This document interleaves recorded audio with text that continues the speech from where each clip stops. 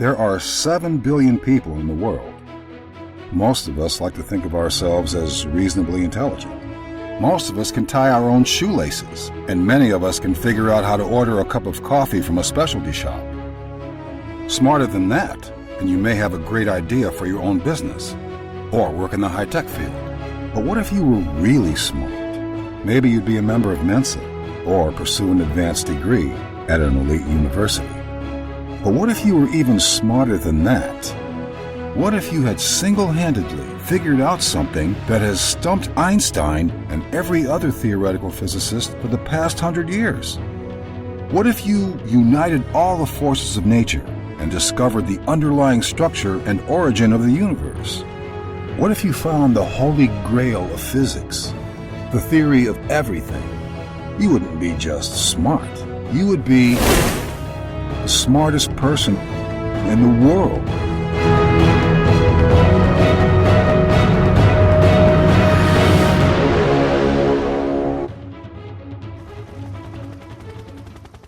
You might expect to find the smartest person in the world on one of the world's elite college campuses, or on staff at one of the world's preeminent nuclear physics research facilities. No, don't waste your time looking there. You will find the smartest person in the world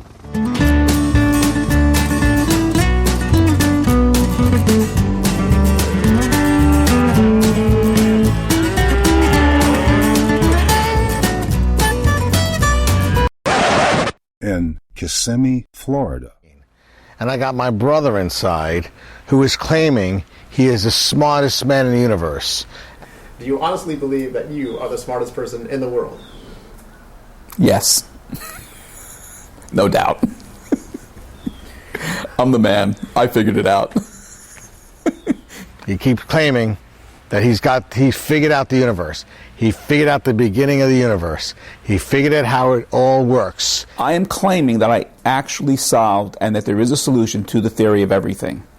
And you are Scott's golf buddies? We're his golf buddies, yes, we are. Are you aware that Scott calls himself the smartest person in the world? Every day. Are you aware that your husband is calling himself the smartest person in the world? Yes. I don't know if he does that just to irritate all of us, really. Are you aware that your father is calling himself the smartest person in the world? Who isn't aware of that? Are you aware your son Scott is calling himself the smartest person in the world? Oh yes, he used to call himself the smartest man in the world, but he got infected with political correctness. Are you aware that your brother Scott is calling himself the smartest person in the world? I've been aware of that for 40 years. I guess after hearing that he's the smartest person in the world for the last 10 years, I'm beginning to believe he is, yes. And who tells you he's the smartest person in the world? Oh, Scott does. Scott tells everybody he's the smartest person in the world. Are you aware that your nephew Scott is calling himself the smartest person in the world? I am. Yes. And you know, he has a nice way of saying it, and he laughs, so you laugh along with him and you don't think anything negative about it when he says it. Are you aware that your son-in-law is calling himself the smartest person in the world? Yes, I'm aware of that. It's based on an accomplishment. I figured out what caused the Big Bang and the mechanisms that existed during the Big Bang that literally created our universe and everything in it. I've been living with it for 6 years, yeah. Some people that I've interviewed has told me that your husband Scott has a big ego. Why would they tell me that? He does. Wouldn't you think so if somebody calls himself the smartest man in the world? That's an ego. He does have an ego. Always did. Yeah, always did. He's very self-confident. Mm-hmm. He always had a good, healthy ego. There is only one answer. So if I came up with the one answer and nobody else has come up with it for, I'm not going to say that I'm the smartest person in the world. I'm the smartest person that has ever lived. My son has an ego, but it's natural. He takes after me. He does. What is bigger, your brain or your ego? Well, the brain can actually be measured, so there's dimensions to it, so it has to be the ego. Scott has a ego that's 3 times larger than the human brain. And I think we could scientifically prove that if Scott wants, the smartest person in the world, wants to sit down and actually put pen to paper and work it out for us. Yes, he has a huge ego. You have to think an awful lot of yourself to say, I'm right, everyone else is wrong. What is your educational background? I went to Rensselaer Polytechnic Institute in Troy, New York, where I first earned a bachelor's degree in biology. And then I went on at Rensselaer Polytechnic Institute to earn a master's degree in biomedical engineering. Subsequent to that, I went to New York Medical College and received my MD degree. And I stayed at New York Medical College for my internship and also my orthopedic residency. So, you're not a physicist by training? No, I'm an engineer and an orthopedic surgeon. What is your educational background? I've got an MD. You're so modest, Diane. Now, I talked to your mother. Oh. You were valedictorian of your high school class.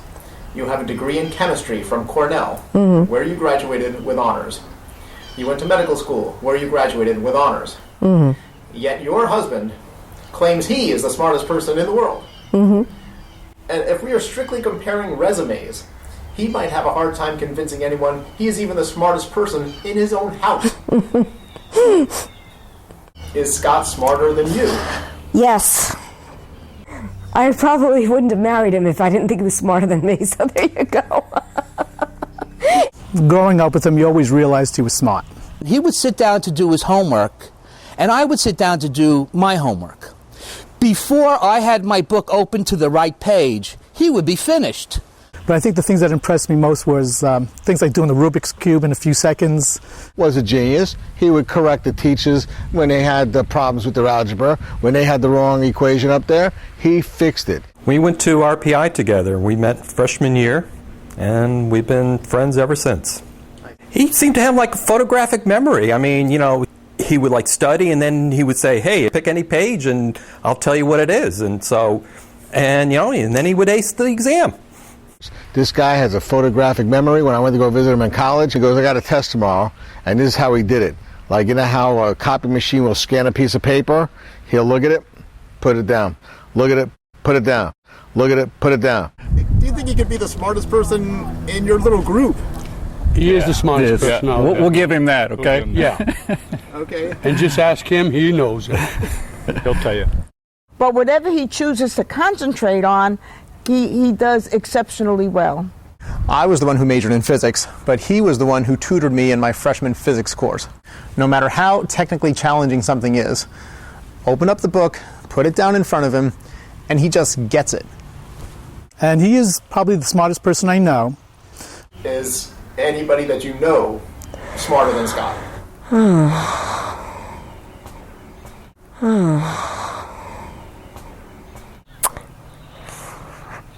Well, he might be the one with the highest IQ. My goal was to resolve an issue that I had when I was 17 years old taking physics at Rensselaer Polytech. And there was a question that I asked my professor, which is, if water waves travel through water and sound waves travel through air, then what does electromagnetic waves travel through, especially in the fact that all their mathematics is the same as all the other waves. All waves is the same mathematics. So when I asked him what the medium was, he said, there is no medium. And I said, that's impossible. There got to be a medium. So that had haunted me and bothered me my whole life. And I said, I got to make a model to show what kind of medium this is, because there got to be a medium. And that was my premise. That was the whole thing I wanted to do. So the speed of light has to be for a reason why we always measure at the speed of light. And that medium has to be the reason why. So that was what I set out to find. And I did. And when I found it, that's when I stumbled into the theory of everything. Do you know your son Scott claims that he has figured out the theory of everything? Oh, yes, he's told me that many, many times, starting about 6 years ago. So I did what any other doting father would do. I yesed him. You were humoring him. Absolutely. You didn't believe him. Not at that point. So, at what point did you start believing him? When he started telling me details, and I started looking into it myself. The big thing they're missing is space-time is a medium. I don't care what kind of mathematics you develop. If you're saying that space-time's not a medium, you can't be right. I always believed there was a medium, and that started me really thinking he was on the right track. What if I told you I have this amazing fabric that can bend light, conduct electric, magnetic, and gravitational forces, can slow down and speed up time itself? You would say, that's amazing. What is this fabric made of? And the answer for the past 100 years would be, it's the fabric of space-time, and it's made of nothing. Einstein said himself, there is a medium. There was an address that he gave in 1920 stating to everybody, there is a medium. He even gave the properties of the medium. And you would think that he would be able to have figured it out. He had 35 years left of his life to figure it out, but he didn't. So. And you did? Yeah, I did. Oh, no doubt, I did.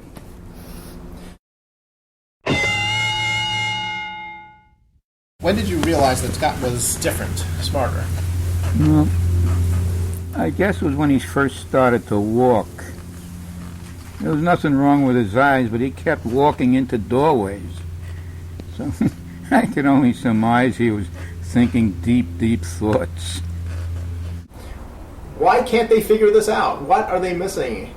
Because the building blocks of the space-time medium do not exist in space-time, they exist as space-time. In my theory, I only start with two postulates. The entities that make up space-time and the energy associated with it. And after that, guess what? I don't have to bring anything else in. That's it. What you see is what you get. The whole universe is created from the inevitable consequences of those two postulates. There will always be 3 dimensions in time in our universe. And you don't introduce anything beyond that? Nope. That's what it is. From what I understand about my brother Scott's theory, and what I like about it is, it explains what is. There are no hidden extraspatial dimensions, no parallel universes, no wormholes. It might be time to consider the possibility that science fact may not be stranger than science fiction. So how are we supposed to give you billions of dollars in research money?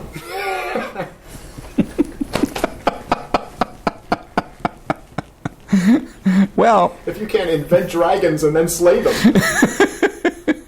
Okay, so you figured out the theory of everything. Yes. And what tools did you use? I went to my local office supply store and I got 5 college-size graph paper notebooks and a bunch of mechanical pencils. And pretty much that's it. I spent a summer at the Nuclear Physics Research Facility at Stanford. Hundreds of physicists and engineers, miles of underground tunnels, and billions of dollars worth of equipment. I felt there was no way for an individual to make a meaningful contribution to the field of physics. So imagine my surprise, 30 years later, my brother tells me he solved the biggest problem in physics with nothing more than his own mind, a few pencils, and some notebooks. I hope he pulled it off, because, you know, if he leaves this planet without figuring out how the universe started, it's going to get ugly. He's a hard worker and an original thinker. I think that's what's so different about Scott. He thinks very originally, differently than everybody else. There's a different twist to it. Mm-hmm. When Scott was a young boy, he would take responsibility very seriously. He would do what he had to do before he would do anything else. He is a very serious person.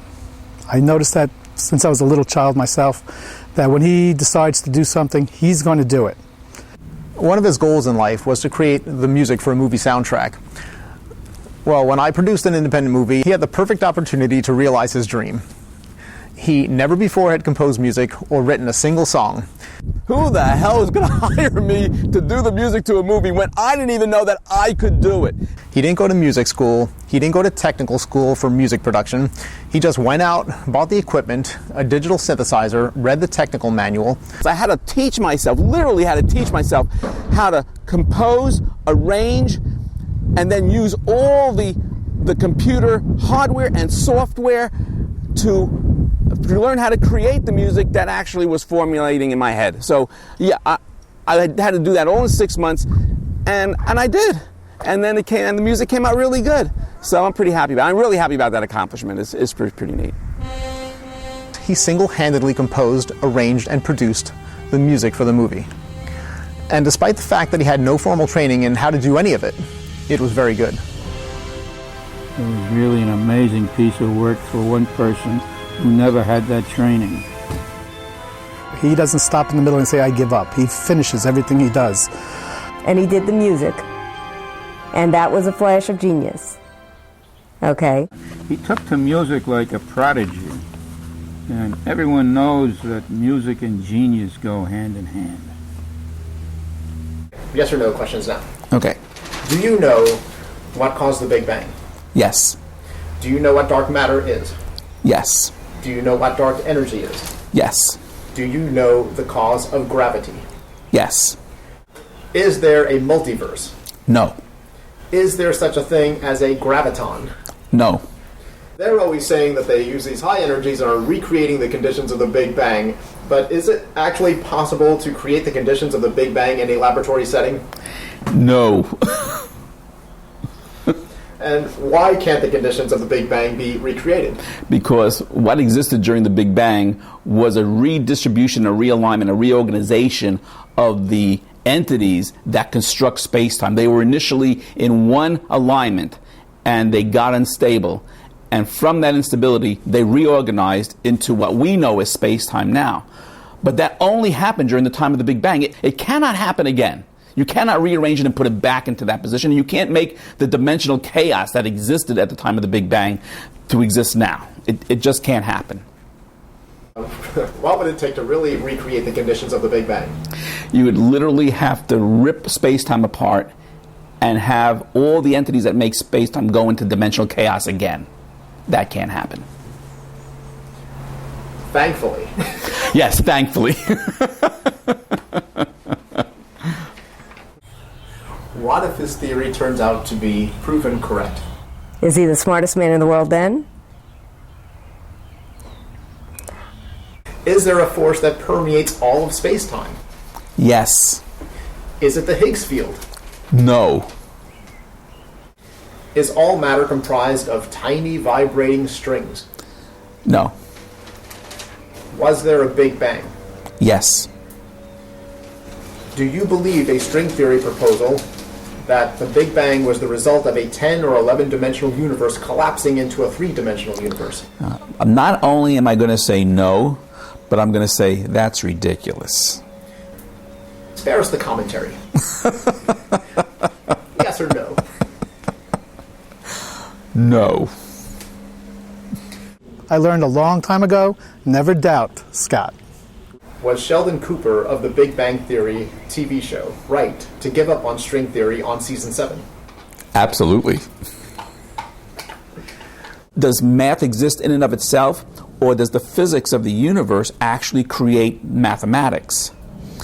And I'm going to tell you right now that it's the physics and structure of the universe that creates our mathematics. Yes, you can take mathematics and expand upon it, but that doesn't necessarily mean that it's going to reflect reality. String theory's starting point is mathematics. It's an attempt to use mathematics to explain the behavior of the universe. That is not what Newton did.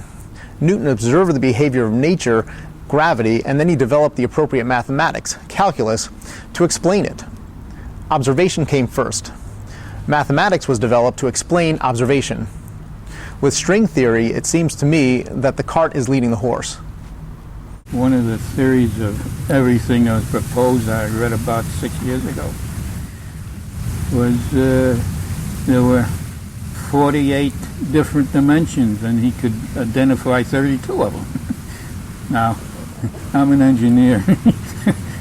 I had a laugh. I'm sure not because I solved one little issue. I'm sure because I solved a lot of issues. Scott, like me, is an engineer, and we're trained to solve problems. I feel there's a very good possibility that we may soon regard the past 40 years of string theory research as the dark ages of theoretical physics, where the best and the brightest spent decades trying to put a square peg into a round hole. This could have been figured out at least 50 years ago.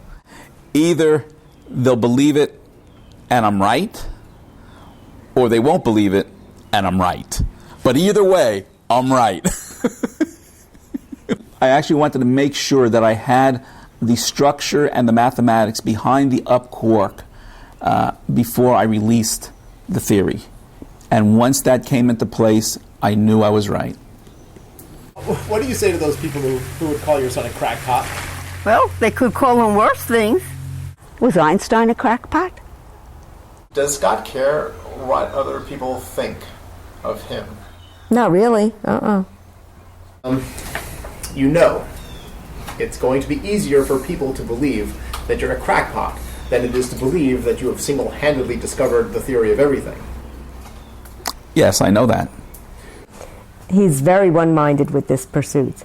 Anywhere you go in the hospital, everybody knows Scott's writing a book. Scott's working on a theory. My patients tell me about it.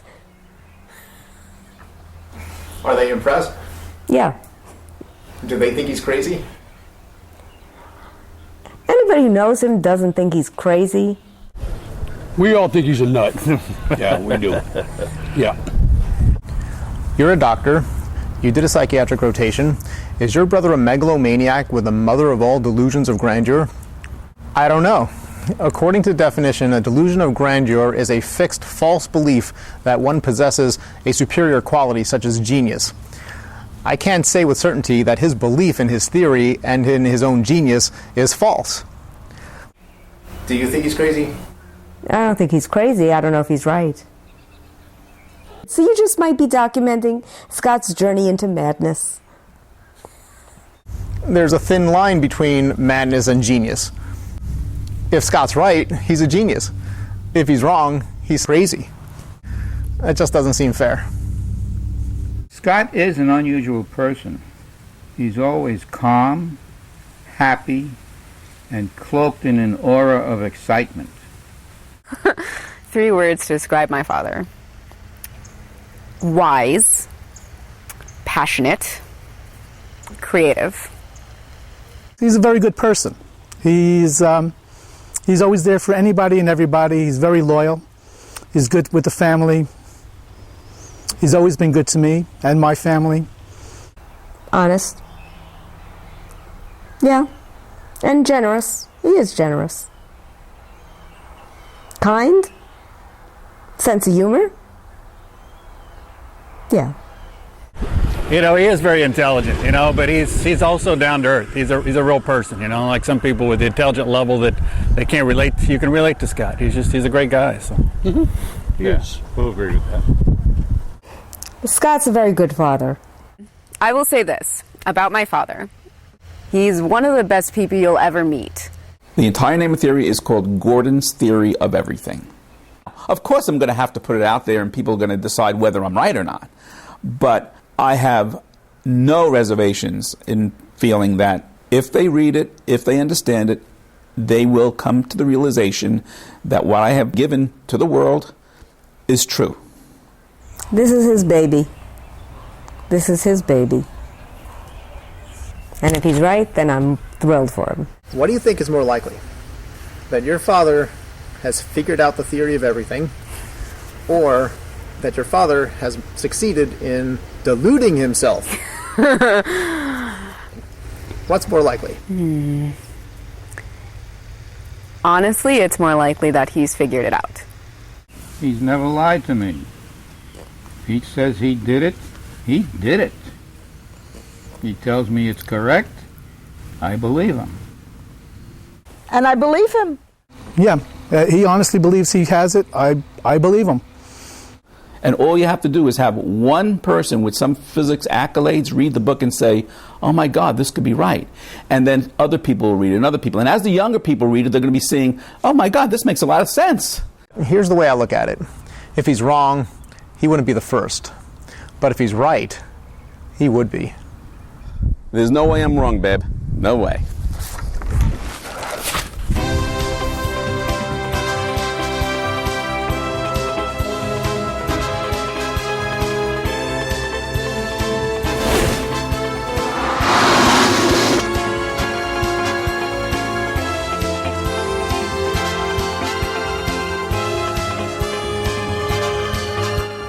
Why do you consider yourself to be the smartest person in the world? Because I married Diane Zulo. That's the reason why I'm the smartest guy in the world.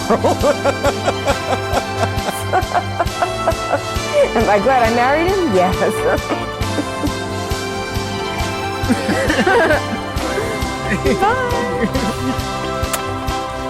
It takes a woman to do the 2 of us and 10 of the others. And now I don't even know how that brain is contained within his skull without actually popping out through his ears or something. Being the younger brother of the smartest man in history of the world has been horrible, terrible for me. Okay, I'll tell you the truth. Instead of Einstein's Bagels, yeah, I can open up a place, Gordon's Bagels. You know, that'll be fun too. Oh, that was really good. I'm very proud of this man.